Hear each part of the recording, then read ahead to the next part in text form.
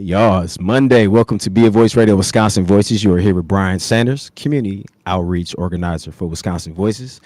Blessed to be back here with y'all this week. I want to shout out to the WNOV team. What's going on? To Mr. DJ Clark Clinton, Debo in the studio with me, y'all. How y'all doing? What's going on? What's going on? Thank y'all for being in the studio with me. As always, we here with Wisconsin Voices, making sure that we are also bringing, the community conversation, but also making sure we are hitting those federal topics and those state topics as well. So today, we'll be definitely hitting a good amount of topics pertaining to definitely the overall view of the federal look with the government shutdown, and of course also we're going to look at some conversation within some of the state stuff going on. Whether it's talking about the 75 traffic lights, we'll tap on that. But before we get to that, I just want to shout out to our hometown teams. It was looking good this weekend, man. Let's shout them out. Shout out the hometown teams doing their thing. We just start off on the lightest level first. We'll go to and look at the Milwaukee Bucks win another preseason game. That's 3 in a row. I'll just say at the light level first. And then we can go to Green Bay doing their thing. And it was looking like a struggle towards the end a little bit, but I'm glad that they're able to pull that off in the clutch. And then let's go ahead and go to them Milwaukee Brewers, knocking off them Chicago Cubs. Yes.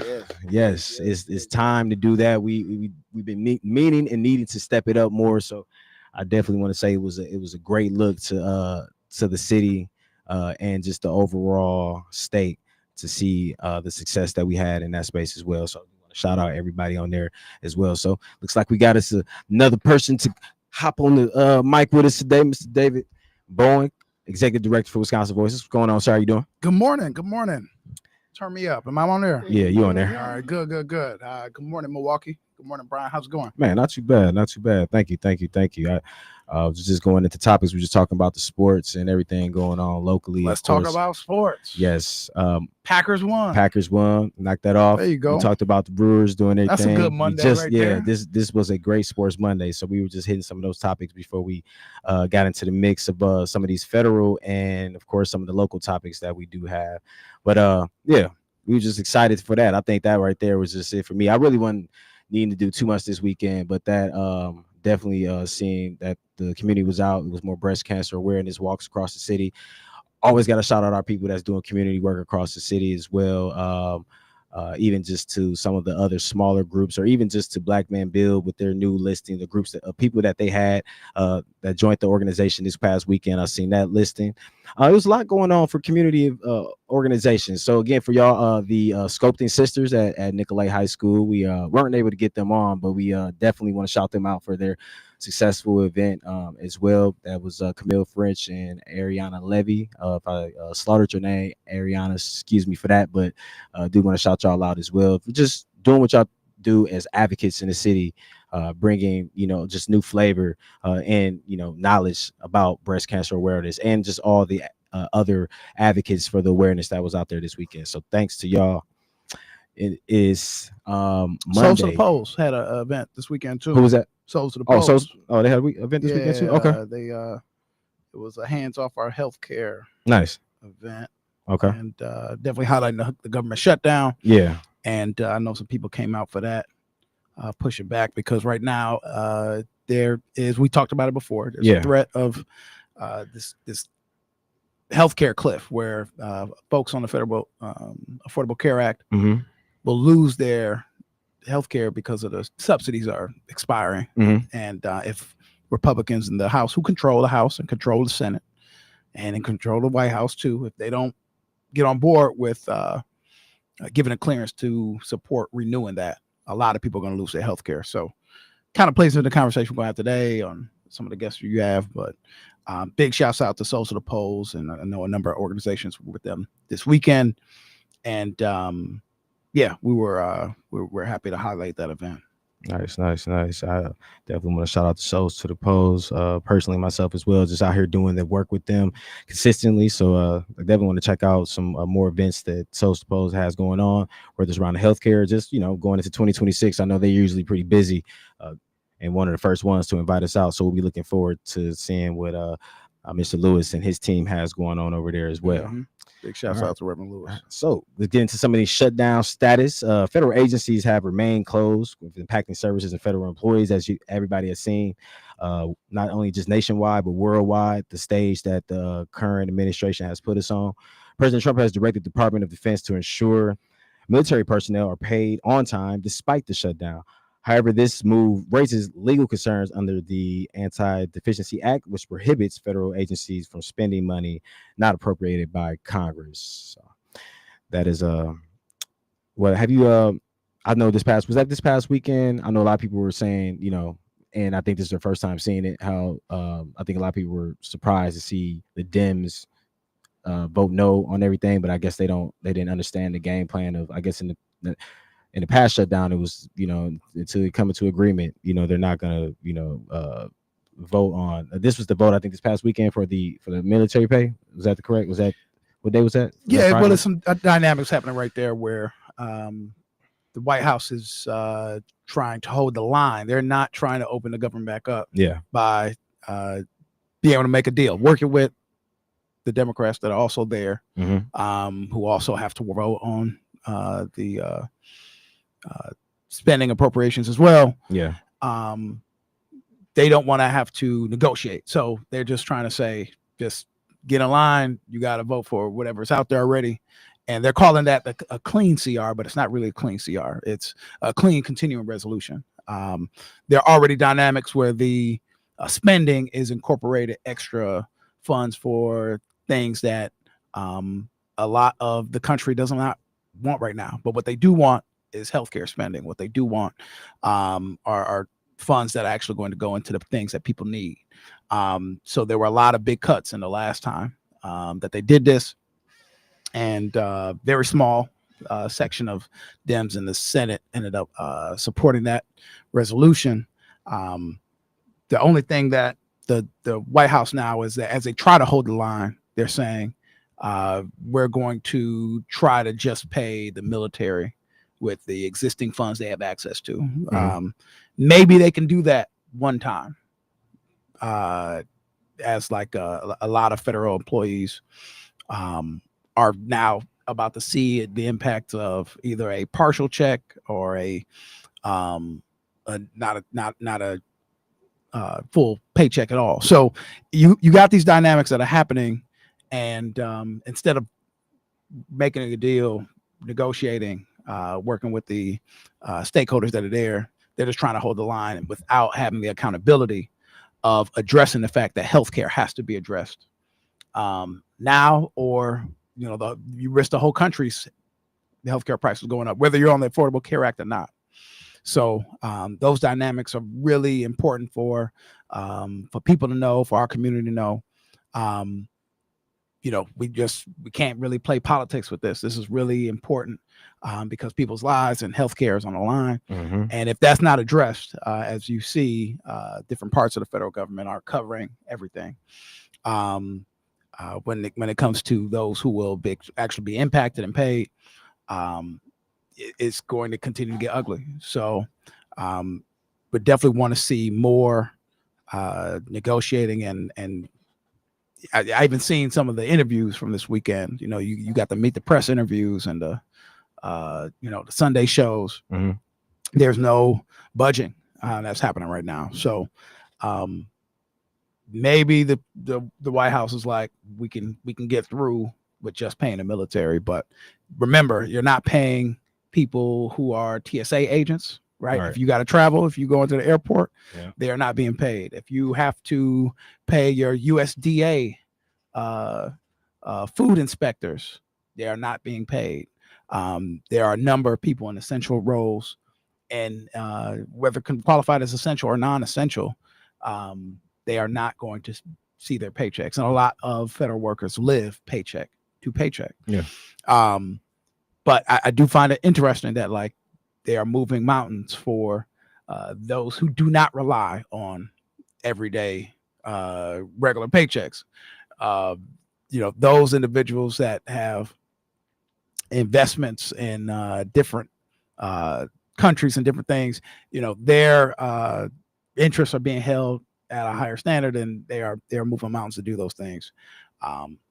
Vast majority of the country relies on regular working income, regular income where you get a is it a W-2 from your job, Mhm. right? At the by the time you complete the whole fiscal year, and then you get the summary of how much you have or need to pay in taxes.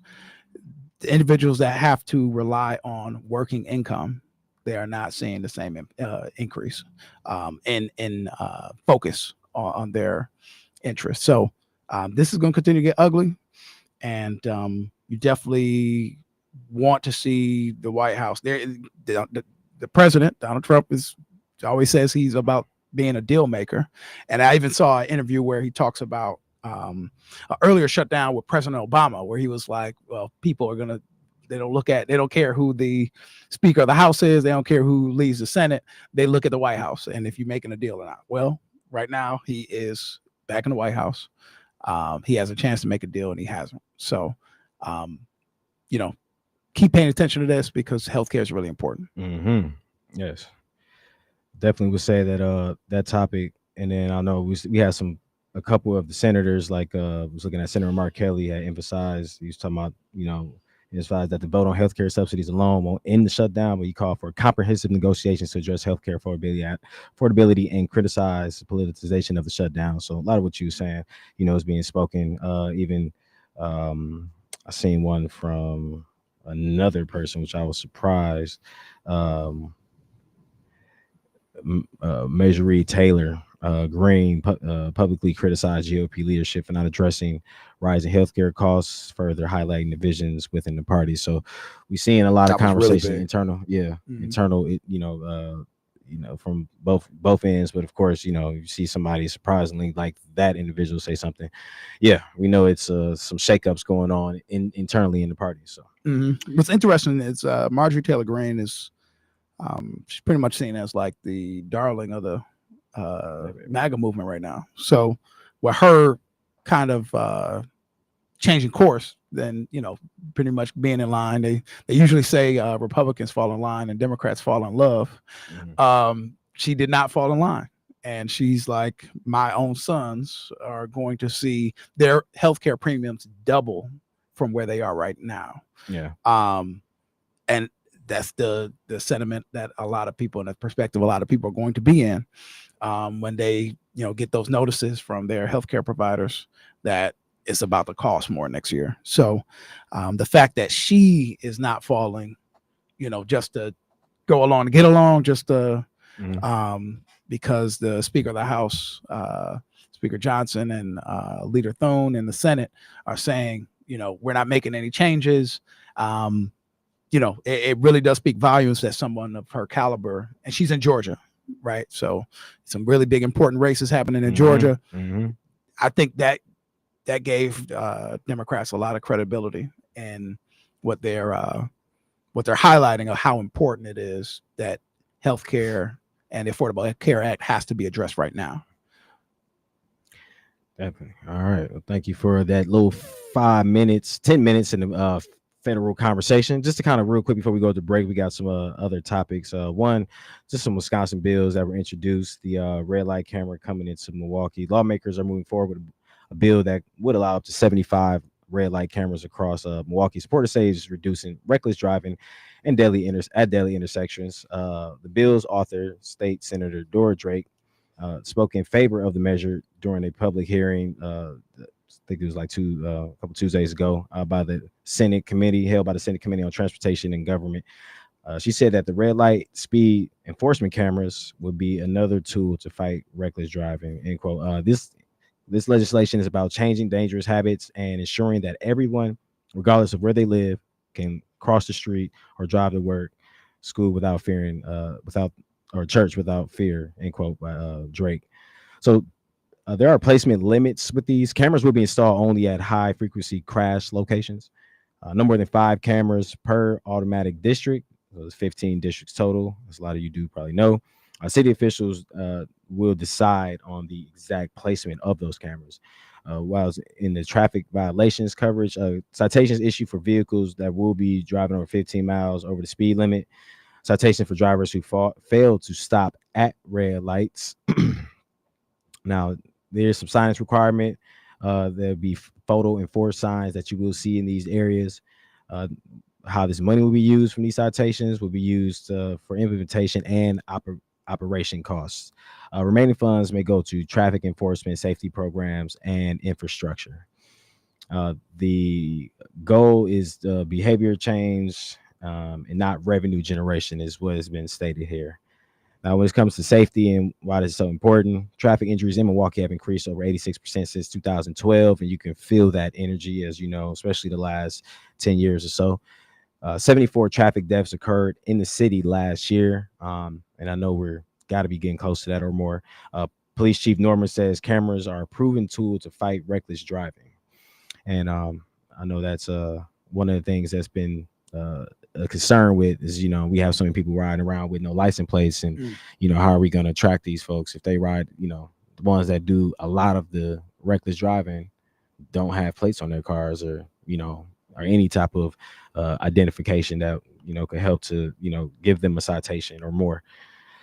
Now, well, give me your thoughts on how do you feel about like red light cameras, implemented cameras, and I'm kind of torn between it, because I know this, really it's going to come down into a revenue streaming thing. It won't be a safety thing once they start seeing the numbers they get from most of the people on the highway or on the streets are doing 10, 15 over, just trying to get through and get to places. So I think it'll just become, it'll be just kind of how, like, I think the Illinois toll system was set for them to pay for their highway system, and then they just kept it.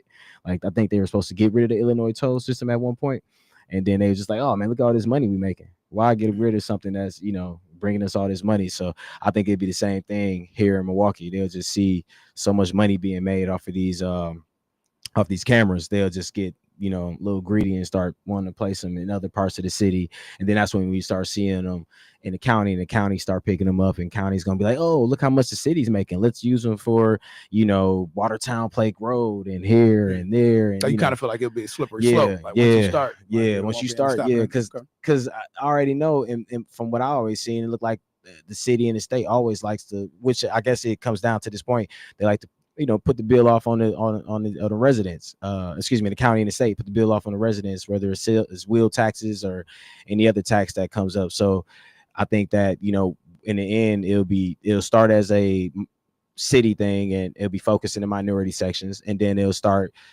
pushing out into other areas of the city or in the county, and then that's when we'll start seeing it become like a money thing. But then if it doesn't create any revenue, and we don't see changes in our neighborhoods and stuff, then it's gonna feel like we just getting harassed. The cameras were here just to harass us and take our money when you least expect it. You trying to go grab you a Qdoba meal at 10 o'clock at night, and you going 14 over, it might cost you $200-300.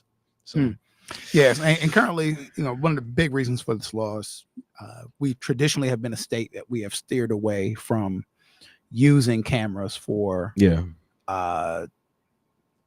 infractions or like for enforcement in that sense. Like Chicago, you have like traffic cameras where you can just see like regular traffic. Yeah, but typically the state doesn't allow red cameras or speed cameras. Yeah. How do you feel about it? So I think this actually has come up before when I was in the legislature. Big shouts out to members of the Milwaukee delegation. Those are the state reps and the senators that represent a piece of Milwaukee County. Yep. And then sometimes people opt to be in the caucus, and some people will be opt to be out.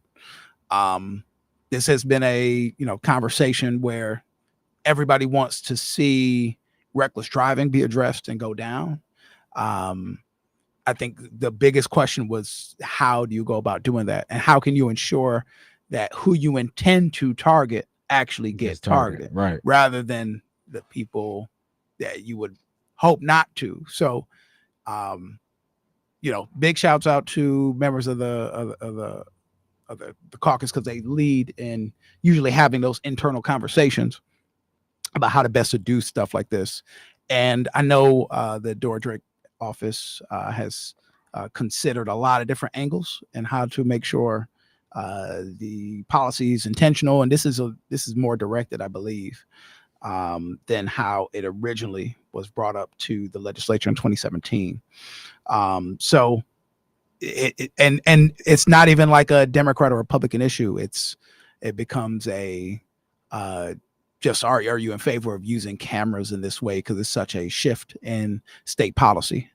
So where I'm at now, and I think I've examined this issue, and then I have a lot of friends at like the ACLU and a lot of people that also they're wary on using cameras in regular everyday community use because they feel like it impacts people's rights to be private, rights to be not have to be watched in that way. The Big Brother effect. That's right.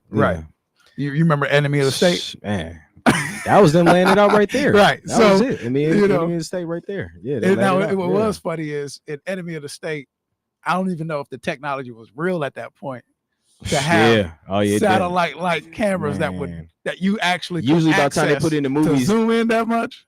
Yeah. But this is kind of like kind of the same way. Now let's also bring some other things to the table.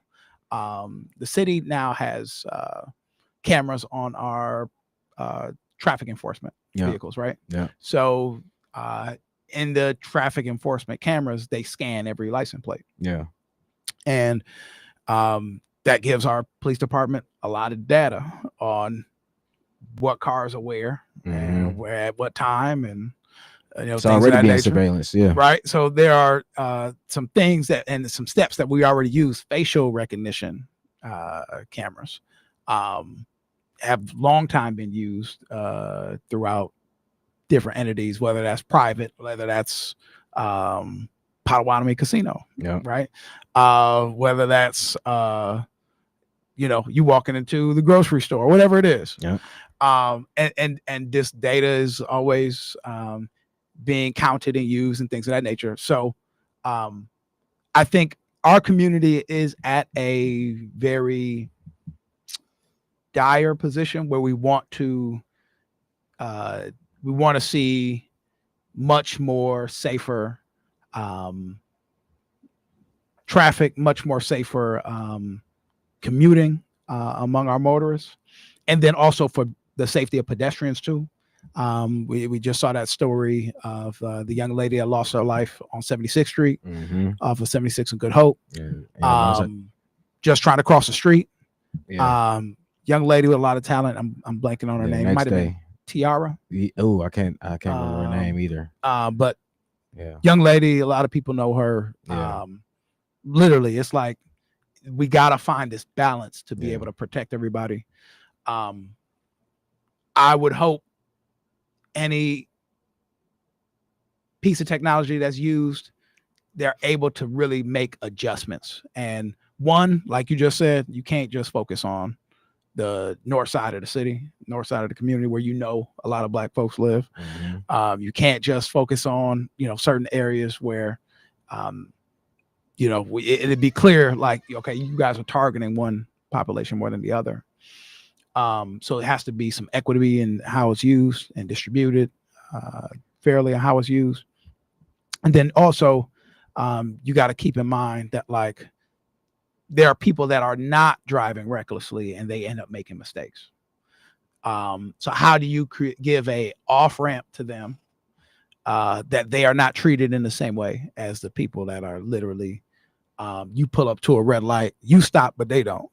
You are willing to yield for a pedestrian. Other people are like trying to pass you in the parking lane, in the corner lane all the time. Are they turning now? From the last few years, they've been turning from the left turn lane and going, or they'll act like they're going into the left turn lane and they'll cut back right as the light is changing and cut in front of everybody. So or I've seen them where they went in front of everybody in left turn lane and has made a right turn in front of 2-3 lanes to the left lane, and like made a sharp right in front of everybody. So there has to be a way that we can find this balance to be able to go after the folks that are really doing a disservice to our community, to our safety.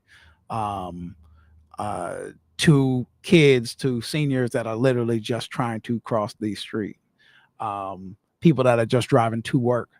And I can attest, Milwaukee, like once it's like get to work time in the morning, man, people are pushing it. Oh yeah, that or in the afternoon, like 7:30, off work time in the afternoon, 7 to like people you are said, pushing it. 6:30. Fond du Lac, Capital Fond du have Lac, turned Capital, into Titonia, all those places.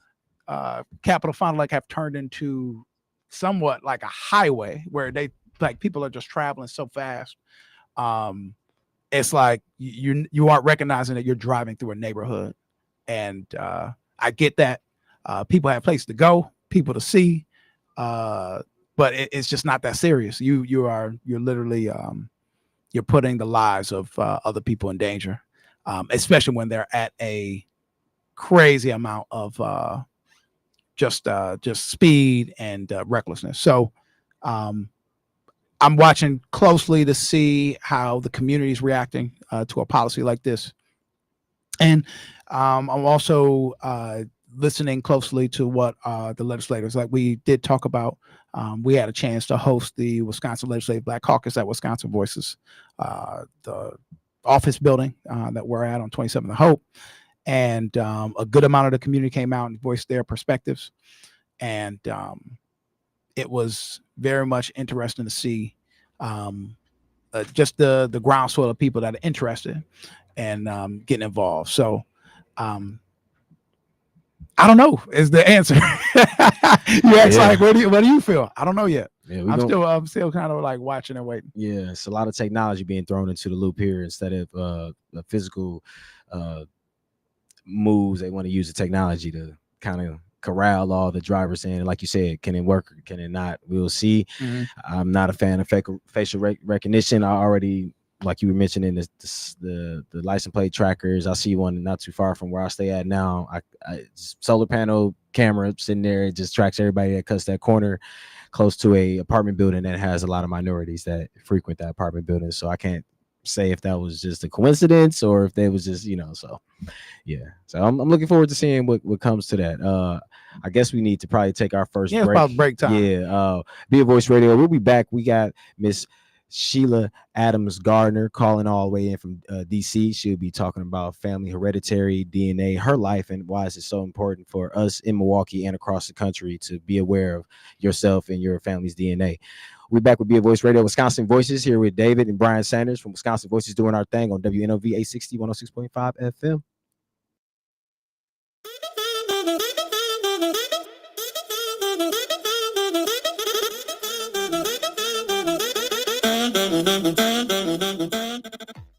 AURN News. I'm Jamie Jackson. Interest payments on the U.S. national debt have topped $1 trillion for the first time. The number is now higher than federal spending on key programs and rising. In a recent Wall Street Journal article, reporter Richard Rubin breaks down where the money is going and how new revenue sources are shaping the budget. Tariffs are bringing in more cash than ever before.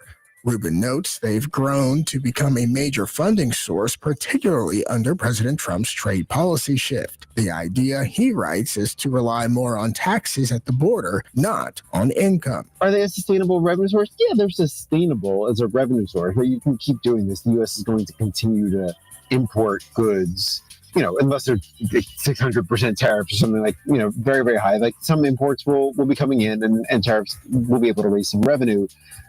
It's very difficult to use that to replace the income tax. For AURN News, I'm Jamie Jackson. I'm Andrea Elbers with this TMJ4 News update. An investigation is underway after a 64-year-old woman was killed when she was hit in the head with a rock. The Milwaukee Medical Examiner has identified the victim as Carrie Zettel. Police say someone is in custody. They've taped off the area of 23rd and Ramsey, carrying out bags of evidence. Family friends say the victim's daughter struggled with mental health and was often violent. All 20 surviving hostages in Gaza have now been released. A first group of 7 has returned to Israel, while 13 others are on their way back to Israel after being released in Gaza. Here at home, after a month without a win, the Green Bay Packers are celebrating a victory Monday. Running back Josh Jacobs ran for 2 scores in the game. Jordan Love threw a touchdown pass to Tucker Kraft to pad the lead in the fourth quarter. The Packers won it 27-18 over the Bengals. Next up, a road matchup with the Arizona Cardinals. And the Milwaukee Brewers are back in action tonight at American Family Field, hosting the Dodgers in a best-of-7 series, with the winner moving on to the World Series. The Brewers beat the Cubs 3-1 on Saturday to advance to their first NLCS since the 2018 postseason. We still don't know who will be starting on the mound for Milwaukee, but first pitch tonight is set for just after 7 o'clock. To watch and read these stories and more, go to TMJ4.com or download the free TMJ4 News app. Here's your updated forecast. We'll see a few scattered rain showers here early today. Otherwise, cloudy skies, a high in the mid-60s. Winds out of the south around 5 to 10 miles per hour. And then for tonight, partly cloudy skies develop, a low near 53. By Tuesday, sunshine, high of 63 degrees. Wednesday, mostly cloudy skies and a high around 60. Thursday, slight chance for rain, late high of 64. I'm meteorologist Jennifer Wojcicki on AM 860, The Voice. Remembering what we stand for. At Wisconsin Voices, we remember what we stand for. Check out our movement dedicated to empowering citizens and shaping the future. Engage with us on our website, social media, and podcast to make a difference. Visit wisconsinvoices.org. Explore our events calendar, like and subscribe to us on social media. Listen to recent podcasts and radio, and subscribe to our email and newsletter. Amplify your voice and be a voice today. Wisconsin Voice's 3 pillars are protecting democracy. Your vote is your voice. Wisconsin Voices works to protect democracy in Wisconsin by fighting voter suppression, promoting voting rights, and ensuring fair elections for all. Teaching advocacy. Teaching advocacy empowers and educates advocates in Wisconsin by offering training, resources, and support to enhance their skills, fostering a more informed and effective advocacy community for social and economic change. Building community. Wisconsin Voices builds strong communities for a healthy democracy by collaborating with diverse partners, creating networks for positive change, and fostering a sense of belonging and common purpose. Learn more about Wisconsin Voices by going to wisconsinvoices.org. Learn more about what our partners are doing by visiting the events calendar. Listen to recent episodes by going to our podcast and radio. Get involved today. 860 AM, 106.5 FM. WNOV, The Voice.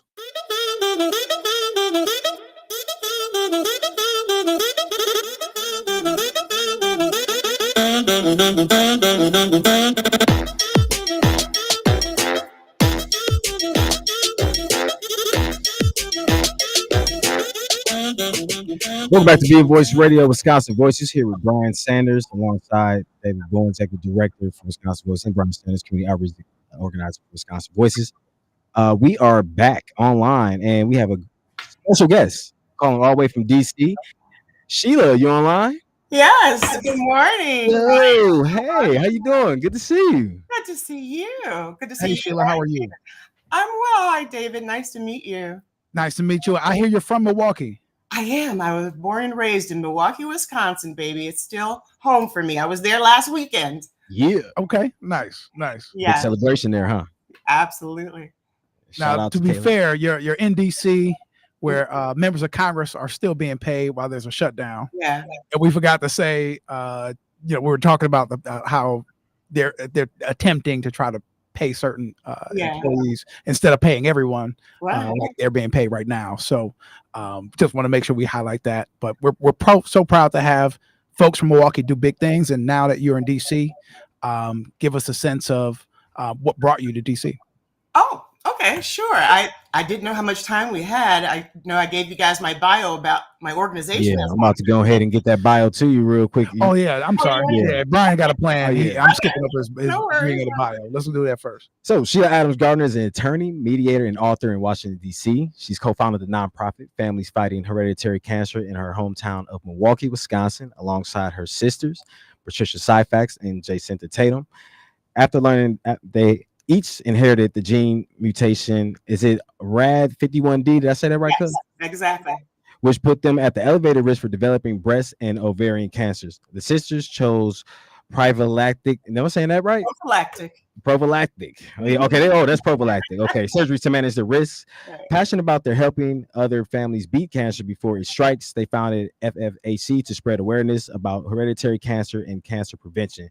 Their motto is know your risk, manage your risk, and beat hereditary cancer! Exclamation point. Again, thank you to Be a Voice Radio Wisconsin Voices. I know David was hitting you with a question out the gate, so I'm gonna let David get to that, and I'll come back with my question. Well, I got his question. So very quickly, I'm an old lady. I know Brian very well since before he was born. Right. I went to Howard, so I ended up. Okay, HU. Yeah, I ended up in DC as a Howard student and proud Howard alum, where I met my husband, and he and I went to graduate school in Texas. He got his residency. He's a head and neck surgeon. Got his residency in Georgetown, and that kept us here in DC. We raised 3 kids who are all grown. And getting into why I'm here today, in 2023, my 2 sisters and I found out that we carried what's called a genetic mutation, RAD51D, that puts us at higher risk of breast and ovarian cancer. Now, a lot of us, have family histories. We, in particular, on my mother and my father's side, have a tremendous amount of cancer and cancer deaths. So we always knew something was brewing, and knowing that we had it on both sides, we were always looking and always asking doctors, is there a test? Is there something we could do? So we always wanted to do that. My oldest sister, she lost a few friends, and she was like really pushing the question, excuse me, how can we find out, if we have an elevated risk? So she got the test actually December 2022, got the results in January. Boom, we found out about this mutation. Of course, everyone's heard of BRCA mutations in breast cancer. Actually, breast cancer, men get that too. But the most deaths from cancer come from lung cancer. There are a plethora of gene mutations. This is what we've learned, and we're educated people. My sisters are all, advanced degrees, the whole thing, but there's so much we didn't know. So we found out that not only is our gene mutation one that puts us at higher risk, they're looking at the connections of it with prostate cancer, and it seems to be a connection. And the thing is, we found out about ours in 2023, but our aunt learned that she had the same mutation in 2017, which at that time they didn't know that there was a connection. And so we got the genetic testing. All 3 of us found out we had it. We got our dad tested and found out it wasn't all the women in our family who had different cancers that we inherited this gene. It was through him. And that is something that, a lot of people don't know. There's a lot of fear around cancer, and there's a lot of fear around wanting to know. And our huge message is know your risk. 90% of cancers just come spontaneously. We are in a terrible environment. We're exposed to all kinds of things. 90% of cancers don't come genetically, but for the few that are, I call it our VIP card, that it gives us the opportunity to get the screening. And what my sisters and I did, we decided, what, our kids are grown. My oldest sister's a grandma. We're not having kids anymore. We got rid of our ovaries. We got rid of our breasts. We had double mastectomies and reconstruction, and because we knew that we didn't want to have to deal with that risk. I know for a fact I will never get ovarian cancer. We will never get it. We will never get breast cancer. Well, they say 95% chance. We had our children tested. We found that some of them carry it. Some of them are women, and it doesn't matter, women or men. So our message to everyone is know your risk. Don't be afraid. And in fact, join with your family members. It was so empowering for me and my sisters to go through this together and to be on the other side saying, wow, look at what we've done. And not only just, getting your family members to not be afraid, because the only bad thing about having a mutation is not knowing you have it, because it gives you now the opportunity to do something. So even like with our family, with the men, the science is showing that there's a connection with prostate cancer. We have prostate cancer all throughout that side, my dad's side, where he has the gene mutation. So even if you don't want to do surgery like my sisters and I, at least say, look, doctor, I have all this in my family. I want to get my PSA. I want to get prostate cancer screening, which now most people don't know this. It's just a blood test. All you beautiful Black men I'm looking at, you guys get your blood test so you know what your PSA count is. And if it's elevated, you can get to it. You can do something before. Our motto is, beat cancer, beat hereditary cancer, beat it before it has a chance to strike. So we started this nonprofit in 2024 to get that message out. So our main thing is to, provide the awareness. We made really wonderful connections with, there's a national organization called Facing Our Risk of Cancer Empowered. And they're responsible for what's called the GINA bill. I hear you talking about legislation. And that's a bill that, some people are afraid to get genetic testing to find out if they have a higher risk because they're thinking, oh, I might lose my health insurance. Well, there's a law that says you can't do that. You will not lose your health insurance by getting genetic testing and finding out that you have a higher risk. We had all these things paid for with our insurance because of it. That's why I call it our VIP card. So, and you get the screening. If you don't, you get screening every year. You get on a system of finding out. Just my hope is that everyone hears our story. They get out, find out what their risk is. That means going to find out all your family history. You can go on our website, familiesfightcancer.org. Familiesfightcancer.org. On the resources page, we have a link where you can go to, there's one for Friedert. There in Milwaukee, who is fantastic. We've made partnerships with the Medical College of Wisconsin Cancer Center, and we just had a fantastic event 2 weeks ago on the 20th, September 20th. And our partnership with them is phenomenal. So look for us in the spring to do another event. But we're screaming to the rooftops. You don't have to die of cancer. You don't have to be afraid to find out your risk. That is your power. That's how you kick it. You kill it before it gets a chance to touch you. So for people who don't, I'm sorry, no, you good. Let's go. You have a point because look, you answering the questions for me. I appreciate it. For people who don't do what we did, get the reconstruction and all that. If you say, oh no, that's not for me. And I have a cousin who, her mother died of breast cancer, and she doesn't have gene mutation, but because of that, her mother dying, she's at elevated risk. And I'm telling every woman who has close family relative with, any cancers really, but with breast cancer, for her, the recommendation is to have a breast MRI once a year and a mammogram once a year, so that every 6 months she's getting a looky-loo, a good look to see if anything comes up, so that if you stay, and she's on her schedule, she's been on it her mother died in 2008. She's been on it for years. Okay. So you do that every year. If they catch something, it's going to be small enough that you won't have to do all the things. You won't have to lose your life. Because I got a quick question for you. Okay. So with, for men, they always say we don't do the prostate cancer test like we're supposed to. We're going to do the prostate test. We don't, do a lot of testing like we're supposed to. Right. And I'm an advocate for going to the doctor myself. I just went and got all my blood tests done like a month and a half ago or whatever the case may be. Have you seen, since they talk about men not, doing their checkups, since you've been in this mix, pretty hard the last few years, have you seen it where women aren't getting their checkups like that? Absolutely. And yes, I have seen that people aren't getting the checkups, or they're afraid to bring up their family history because they're like, oh, I don't want to know. But what they're doing is, blindly, going out there and not protecting themselves. The big message, and part of our event that we had a genetic counselor, a specialist from the medical college speak. We also had like a cooking, and we had someone who did cooking, healthy cooking demonstration, and we had line dancing for music movement, because all of that is how we all, keep ourselves healthy, like cancer prevention overall. So to your point, making sure you get your medical checkups are important, but you have to know that you have to advocate hard for those cancer prevention screenings.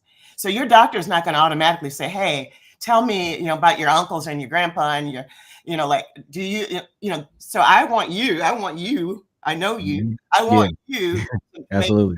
tell your doctors, hey, I want to start getting my PSA count early. Okay. I would love to see all of you, if it's The possible. Chris's, the Cardinals, the Corys, the Joshes, the Ramones, the whole crew. It's a bunch of us that Get need to it get on first. early. Yeah. So that before you turn 50, when some of our cousins started seeing this pop up, I want you to start getting in your 40s. I'm going to have my sons who are, they're in their 20s now, but I'm going to have my sons start getting their PSA early so that they can see every year if there's something moving, they can do something. That's our message is don't be afraid, fight. And if you're afraid, doing it with your sibling, I honestly can't say I would have done things the way that we did if it was just me by myself. But something about doing it with my sisters who our mother died of liver cancer, unknown origin, quickly. And she did all the health things that you're supposed to do. Didn't know. And then by the time we found out, it's too late. Can you tell everybody who your mom was, by the way, so we can shout her out? My mom is Juanita Adams. She was Milwaukee, civil rights activist in Milwaukee. And she did all the health things, and for her to find out and die in 6 weeks, 8 weeks, and us to help her because she wanted to hospice at home. That was one of the things I think that motivated me to start this organization and drag my sisters into it, because we have children and my sisters have grandchildren. We have to make it not only normalize cancer prevention, but make it fun. And that's the thing that we're trying to wrap people's heads around, is that all of us are at risk, not just people like us, all of us. And we all need to keep our weight down. We all need to move. We all need to be on our wellness. We all need to make sure our doctors know, because they don't know all these things, to stay aware and protected and fight. Okay. Sorry, guys. That was good. That was great. I appreciate that's that. a beautiful story of resilience. And I think that's what I'm getting from your journey is that you want to turn this into your story of resilience. Rather than just allowing it to happen or just being so afraid that it will affect you. So I definitely feel you on that front. Fear kills more. So I just want you all to make me a promise that you're going to find out your family history and you're going to push your doctors to help you get on this right schedule. If it's prostate, if it's colon, if whatever, family history, all of those things, get your colonoscopy. Make sure that you don't be afraid for that. That's the slowest growing cancer. And people don't get their colonoscopies. And then there's 5-6 years that they had to get rid of it. And they didn't know. And it's too late. And then some of these genes are really, start at 25. The kids have to start getting the screening because you can end up with all kinds of different cancers. So go to the website, become part of the community. And let's beat cancer before it gets a chance to strike. Oh yeah, thank you. Absolutely. And say the website one more time, please. It's familiesfightcancer.org. Familiesfightcancer.org. And Instagram is Families Fight Cancer. And so really just check it out and don't be afraid. Let us know if you need some support. Find out, talking to your family. We'll be putting some events together. The Wisconsin Medical College of Wisconsin Cancer Center, phenomenal resource. I would tell you to go to them and go to their website and get tested, find out, fight. Don't just sit back and wait. Yeah, I think what you've done and how y'all have set the tone for not only the branch of your Adams family, but the branches from all the Adams families and the guys and the Syfaxes and everybody that we're connected with, the Adams, Perkins, our whole family. You've really set the tone, and you've always done that. You've always been that person that has went and dug deep into our family history. Oh yeah, and I got to sit down with you in that space too. That's a whole nother. You learn so much. I should say I had this. I wrote a book about our family history. That's a whole other thing with DNA. Okay. But I did write this Reverse the Curse. It's a coloring book for women who are going through, I wrote it when we were going through this whole process to encourage and to really keep our eyes focused on what's important and what we're trying to do. And yeah. I like that. I like that. I want to be able to, as we since this is so important, this always goes back to civic engagement, political, and what Wisconsin Voices does.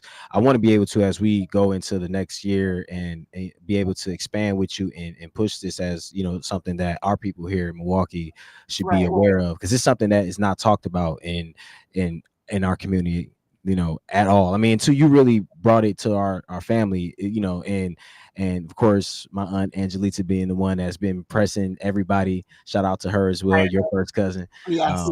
Yes, just she's been the one that's been like, you go get these testing, and we got to tear Terrace to make sure he doing this, and as she call him Tear do this. But yeah, you've been pushing this to us and making everybody just more conscious of this, and even just for all the nieces and nephews you have, included, we're all getting to that stage where this is really important information. So for these millennials, what should we tell millennials that are a little scary? Because that is a little scary group. And it's true. Some are a little scary when it comes to going to the doctor. It's a lot of men that's ducking the doctor that's in my age group. So what should we tell them to? Or they don't know what to ask. Oh, don't. Yeah, that. Yeah, that I part, think that's another one too. Like sometimes there's an assumption, maybe as millennials, that like, oh, they should know. So they still young, right? If it's gonna be a thing, then they would ask me to do it. Yeah. And let me tell you, and it's not just millennials, it's all of us. And like I said, my husband is a physician, and they don't, he was like, we didn't learn all this. And then as the science is changing, we're learning more about all these different, there are like 80 different gene mutations, not just BRCA, but like there's so much. So you have to be an advocate for yourself. And to that end, also, we are doing advocacy. So I have gone before Congress. We've had a legislative day where we talk about different bills to allow, screening to be free for people who can't afford it. And in Wisconsin, we are part of that Wisconsin Cancer Coalition, and they're looking at policies. And so we are standing, also trying to make sure that our voices as a collective of families impacted by cancer is being heard, so that other people can get screening. It's easy to say, oh, I have insurance and my insurance paid. Everybody doesn't have a job. Everybody don't have insurance. So there are bills out there to try to make it free for screening for people who have, or to find out if you have genetic mutations and things like that. And just, I think our goal is to make it not scary, to make not knowing the scary part. Right? Because what's the name of the test to discover your mutation, if you have that mutation? Hereditary cancer genetic testing.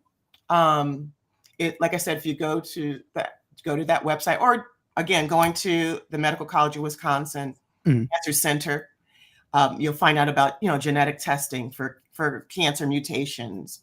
And don't just do one. Like sometimes people only get checked for one. Do all of them, because they also change. And because there's so much secrecy in families, that's the hardest part. Oh, she had cancer, they keep it secret. Oh, she had a woman's cancer, and there's a shame associated with it that puts the whole family at risk. I have a friend who Lynch syndrome I had never heard of. It is also a genetic mutation that happens. I have a friend whose 27-year-old son, beautiful Black man, doing a great job in the world, died of colon cancer. Like what? In his 20s? Because you don't get tested for colon that early. Oh no. So it turned out they had him tested, found out he had Lynch syndrome. His father had it. The other child and the mother didn't have it. And the father was like, if I had known, his mother had endometrial, and some other aunts had some other women's cancers. They didn't know that those were all related. So the father, they started their own nonprofit as well, because they lost their beautiful son. If he had known about Lynch syndrome and the connections between his mother's cancer and his son, well, his own, having had it, and he was the one that gave it to his son, he would, that's the part that hurts so much, not him. Because he could have done something. The kid could have been getting colonoscopies at 20 and still be here. So that is the message. We want to make not knowing the scary thing, and knowing and prevention, like, oh, that's what we do. That's normal. Just like getting vaccines, we do our prevention screening. We do our, so that's help us, get that fear out of people's hearts, because that's what's killing us.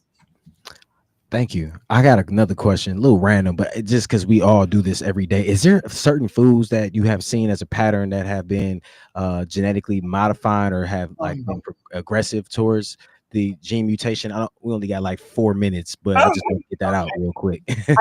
I have on the website, under the resources for a previvor. A previvor is what we call ourselves, people who have not had cancer but have an elevated risk, right?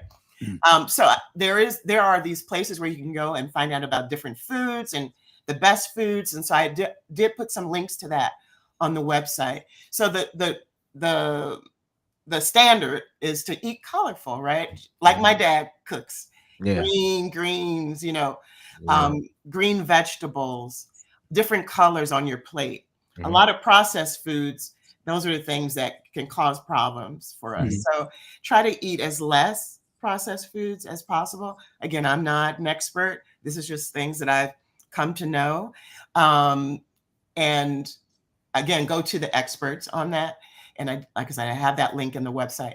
But yeah, definitely eating green, reds, all the dark fruits and vegetables every day.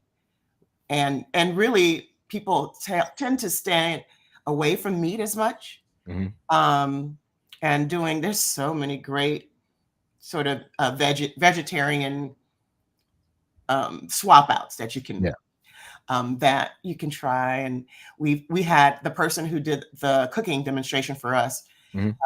She's wonderful. She does that kind of thing. She goes around and she'll come and help you create. It's called Plant Joy is the name of her company. And she's a cancer survivor. So she tells her story and shares her ideas too. So that's my recommendation. Nice. Thank you. Appreciate that. All right. So anything else? We about to wrap up real quick. We got like 20 seconds. Anything you want to say before we get up out of here? No, I'll go on too long. Okay. I love you. I love you too. Thank you so much. Attorney Sheila Adams Gardner from DC, DMV area. Originally from Milwaukee. That's right. Milwaukee girl. Great mine, a great representative of the family. Shout out to you. Shout out to the whole Gardner family, and of course the Adams family as well. We'll be talking real soon though, so I'll be hitting you up real soon. Wonderful. Thank you.